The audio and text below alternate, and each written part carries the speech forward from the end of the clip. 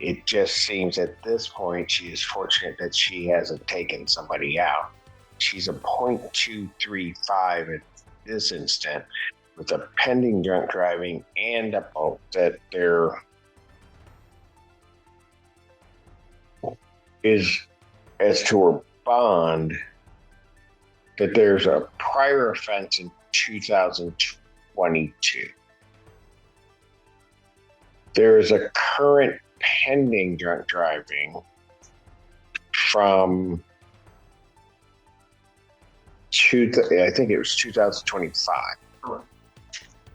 2025. Out of that, and this becomes important, that case is still open. There is also, from, I believe, that offense, an implied consent violation. And out of that implied consent, her license or driving privileges in the state of Michigan were suspended from the date of, I just want to make sure I have the dates correct, but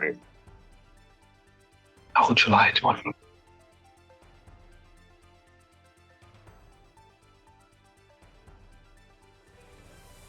From July 12th, 2025 to July 11th, 2026.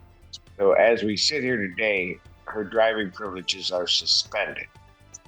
I then have that. So in April of this year, this alleged offense, she was issued a 625G, but she cannot drive on that 625G because of the implied consent. She had no license at that time. At the time that this offense allegedly occurs, she also then has an open drunk driving case out of another jurisdiction and has the prior. And then she is here allegedly in this case with a .235 blood alcohol level. Brown, is there anything you want to say on behalf of your client regarding bond before the court fixes bond? Your Honor, she's employed at General Motors in Lansing. She has a 4-year-old daughter that she cares for. She works from 10 p.m. until 6 a.m. I mentioned sidebar that she does have a prepaid, pre-planned trip before all of this. And I'd ask the court to consider a reasonable bond in this case so she can save her job and take care of her 4-year-old. A scram monitoring device. Anything from people? Your Honor, not to report everything that was discussed at the bench. I have significant concerns for this defendant's ability to remain sober or compliant with her bond conditions. I also have concerns about her returning to court at future dates, given the multiple warrants and given that she knew that she had those warrants at the time of this event and told the officers essentially she was on the run from those warrants for reasons discussed at the bench, which again, some of those are private. I'm not going to get into on the record. As you all Notice what the prosecutor focuses on here. They're not arguing punishment yet. They're arguing public safety. Warrants, allegations of avoiding law enforcement, and concerns about sobriety all become reasons to ask for a high bond and electronic monitoring. At a bond hearing, the question isn't, is she guilty?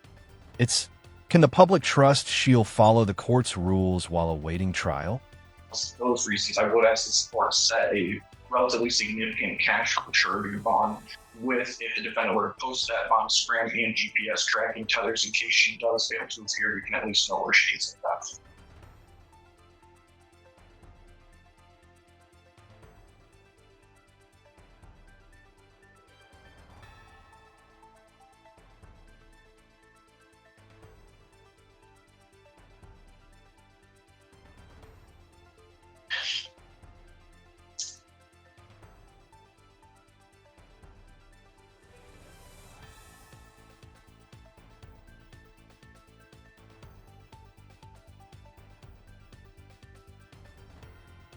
No other standard conditions, including no assault behavior, possession of any weapons, firearms, ammunition.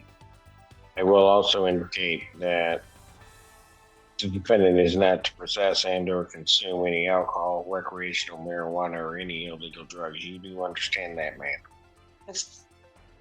Um,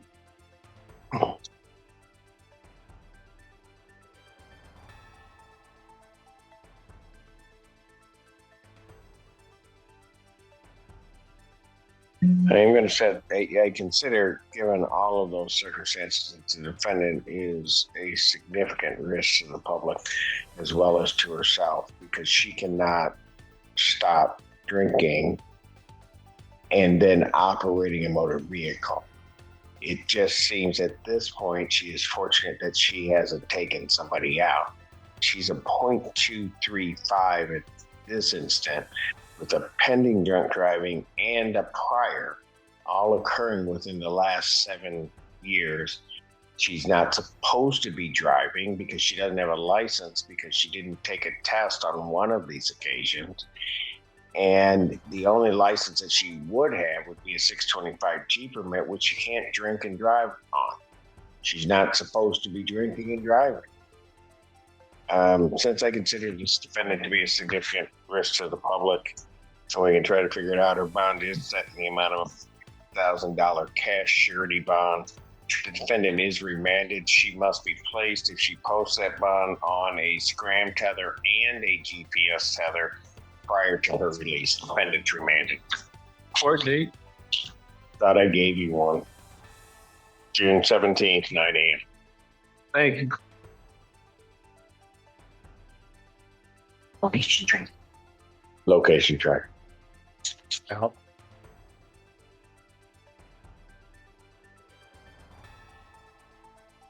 Your name? Nicole Henderson. Your Honor, may I address bond? Well, what are we doing on your case? I'm requesting an adjournment for referral potentially to a sobriety court here in Washtenaw County. Go ahead, you can address now. I have, first of all, information that she's written that I'd like to share with the court, if I might approach. Have the people seen? Yes. Yeah.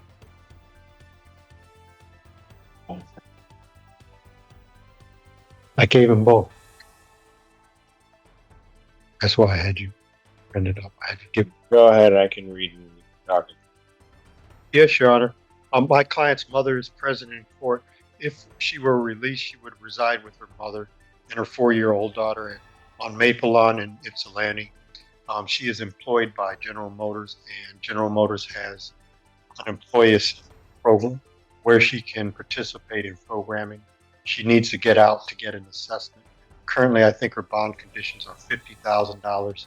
I'm unsure if there's a 10% privilege. However, you also really have I'm asking the court to release her so that she can get an alcohol assessment and begin the process of being screened for sobriety, Your Honor.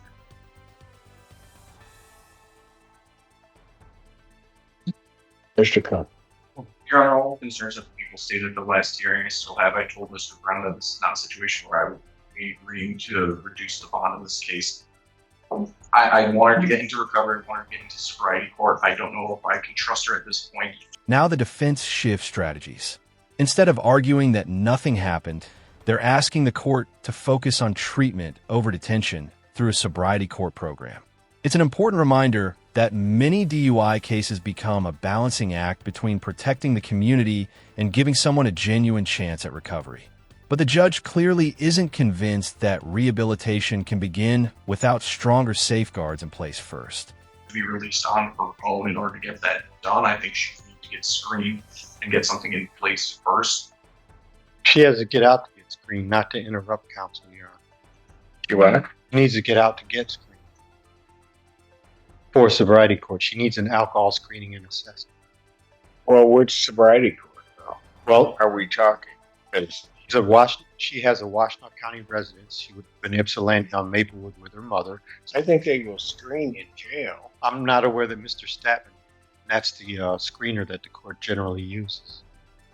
Well, we're going to have to find another way to do it, because with everything that has happened with this defendant, I'm not inclined to release her until there's a clear plan in mind of where this is headed.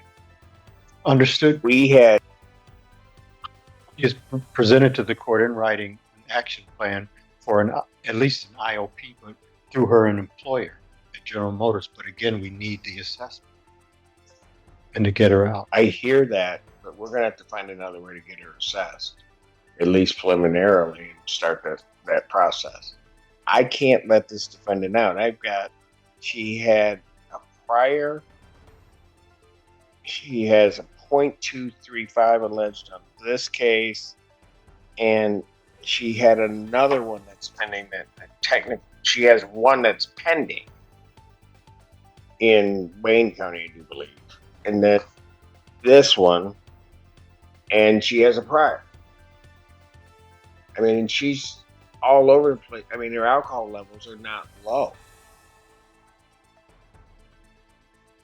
Say what you want, ma'am. No. I saw that you wanted me to be released on a scram tether, or I could have made bail with that, but they said the tether people aren't gonna give me a tether because of my hold. So I was asking I talked to my attorney Because of which hold? because Shelby County, or I don't know. They didn't say it. They just said that they wouldn't give me a tether if I have holds. But I was asking if we can get released on the sober link or the scram tether. It's the GPS tether that I can't make bail with. Here's where things get even more complicated. The discussion isn't just about this DUI anymore. It's about multiple holds, outstanding warrants, and whether another agency might immediately take custody if she's released. When several jurisdictions are involved, judges often hesitate to modify bond until they know exactly where the defendant stands legally. It's a procedural puzzle that could dramatically delay any release. The holds I am seeing, there are numerous out-of-county holds for... And they're just not going to tether her with that. But you can post the cash component? Yeah. My mom talked to her bail bonds. I think she has a bond tonight of Shelby as well as a 2010 for super noted via LinkedIn among other holds. I'm not sure if they're going to pick her up on those or not, but she does have, by my account, 7 accounts. Hey, traffic. Most of those are traffic.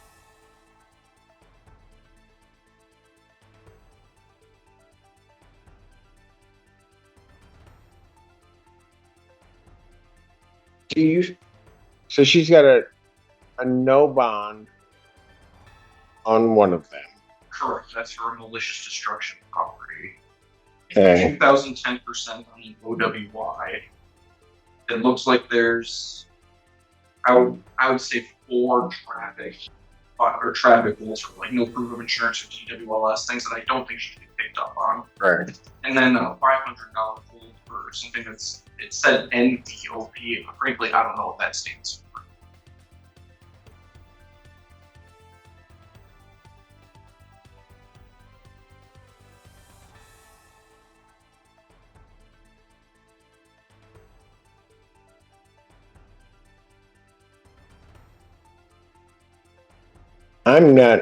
My problem is I'm not inclined to change it, but Where you change the tether? if you say that you can post, I'm just concerned, are we going to get her back? That's my issue. Because I don't know what's going to happen in Shelby Township. I mean, can we see, or does anybody know, is that like a post conviction, so she pled and then that's a probation violation, or what is it? I don't know. The information that I have just says Garden City Police Department bond 500 for NVOP. Okay, that's that one. But then there's the other one that's the bond denied. Correct. That's for. I only have that shows bond denied for malicious destruction of property. It does not give me the value or the severity of the offense. And it just says Shelby Township Police Department. I can try looking at work records to see if they have anything, but that might take me a second. Yeah, no, that. Was there a plea up there? Do you know? No, I don't. All right, look. I'm not gonna on this one. I'm not gonna stab around in the dark trying to figure out what's where and what it is. Somebody has to let me know what those other warrants are. I'm not necessarily opposed to the tether, but I'd like some assurance that we're going to get her back. Would you at least consider a solar link? That's what I just said, Mr. Brown. I'm not opposed to that, but I'm not going to do that now. I need to know what those other things are. I don't have lien. So I'm going to adjourn it to July 1st, 2026, 9 a.m. If you get information before then that the court can look at, I don't have a problem looking at it. But I'm not going to sit here today and what it really has. May I approach and get the paperwork? Understood. In the end, the judge doesn't slam the door completely. He presses pause. Rather than making a rushed decision with incomplete information, he adjourns the matter and asks for more documentation before reconsidering the release conditions. It's a reminder that in court, good decisions often depend on complete information, not quick answers. If you were the judge, would you have modified the bond today or waited for the missing details? Share your thoughts in the comments.